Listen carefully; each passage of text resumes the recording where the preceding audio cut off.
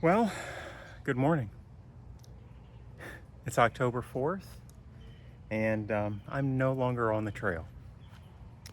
So I just wanted to kind of give you an update on what's happened since Hot Springs.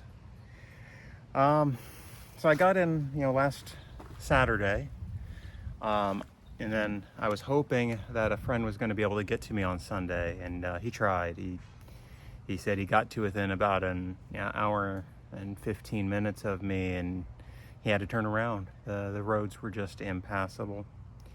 So I spent Sunday at in High Springs, and fortunately, again, the community was very kind to me. I was fed. I had a place to stay. I was safe, but couldn't do too much. They still, when I was still there, there was still no electricity. There was still no water pressure. That came back on later. The next morning, I think they got water back. It was under a boil water notice. But the cell service came back on Sunday morning. So that was nice to be able to, easily get some messaging out to family and friends that I was okay. All right, then Monday, there were several other hikers that were staying at the Sunnybank Inn. Two women were trying to get out to Charleston, South Carolina, and there was one other young woman who was doing a flip-flop like me, a different style. She was heading north at the time, and she was trying to get home to Boston. So the two women had figured out, well, to get to Charleston, instead of a direct route, they were going to head, sort of north and west first. And so I asked them, if there was room for me, could you get me to Greenville, Tennessee? Because I knew my friend Bethany, who I had stayed with a week prior, could get to Greenville. And they were able to help me. They dropped me and the other young lady, Jenna, off at Greenville. So, a huge thanks to Amanda and Susan for getting me to Greenville. And so then later on that day, maybe about a couple hours later, Bethany and Brian were able to come pick me up, and they brought me back to Johnson City. So then I spent a couple of days. I spent the rest of that day and the next full day in Johnson City, and got out to another one of the local bars. I needed that just to decompress. Have a couple of beers and some food, and decompress. 'Cause it was it was tough. I haven't used that word in a while. It was tough in Hot Springs, just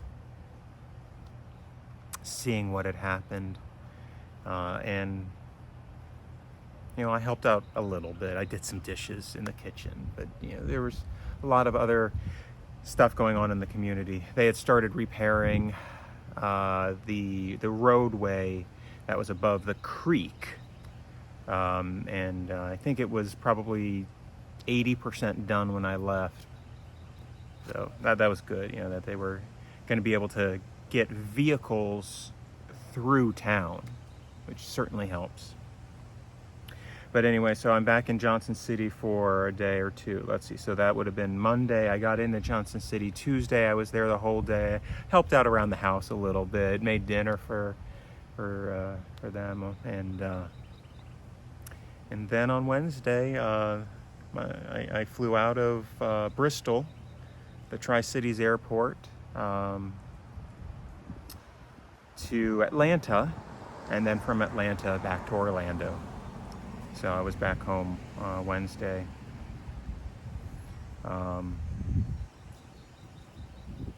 And went out to eat at one of the places, a local Mexican place that's right next to a brewery, probably my favorite brewery in town.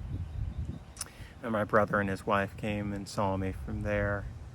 Then on Thursday I got cleaned up, trimmed the beard off, got a haircut,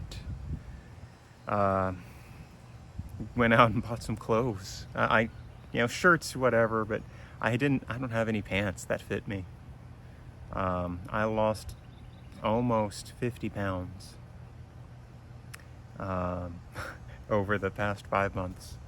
So had to get some pants. I fit into a 31. And when I left, I was wearing 38s. So got some clothes, some pants that fit me. And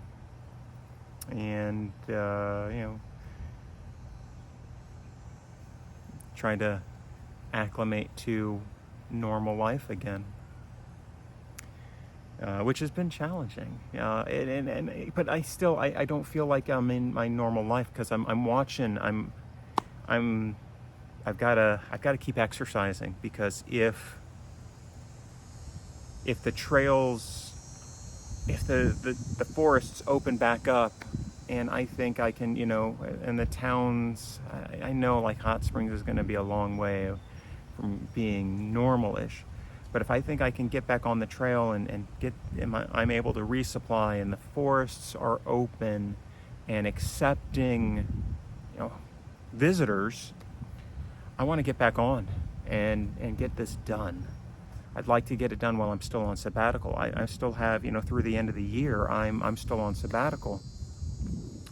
And I've got, 2.5, 3 weeks to go.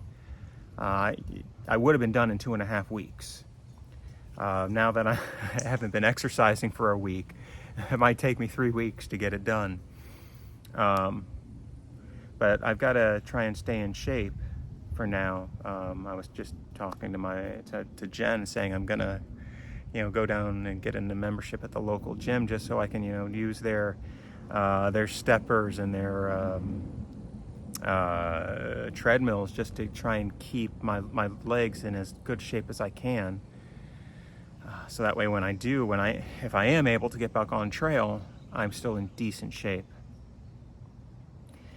If I can't get it done this year, the ATC has said, has posted something saying basically, okay, if you can't get it done now, whenever you can start back up, you have 12 months, and I'll still be recognized as a 2024 thru hiker. And that seems silly, right, in light of everything that's going on. But I want to finish it. I only have 285 miles left. I want to finish the trail. And it's nice that they got that option available. I'd like to get it done this year, get out of the way, and be able to sort of move on from it. So I'm hoping I can, and we'll see. As for right now, we're planning to go up to Gainesville tomorrow, and actually we're gonna head up to Gainesville later today and see the Gators play tomorrow, and go from there. So I don't know when I'll be back on the trail, but as always, if you've stuck through to the end, I appreciate it. There's so many people to thank, but I'm not going to do that yet, because I'm not done. When I'm done, there'll be a final video, and I'll thank everybody there. But all those of you who have who've been commenting on my Facebook or in the YouTube comments, and just wondering about me or congratulating me for what I have done, thank you. It's meant a lot.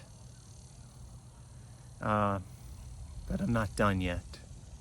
And you're all going to get a big formal thank you when I am done. And hopefully that's in a month or two. But if not, maybe it'll be a year from now. But I'm going to finish the trail. And you'll be the first to know. All right, well, I'll see you next time on the trail.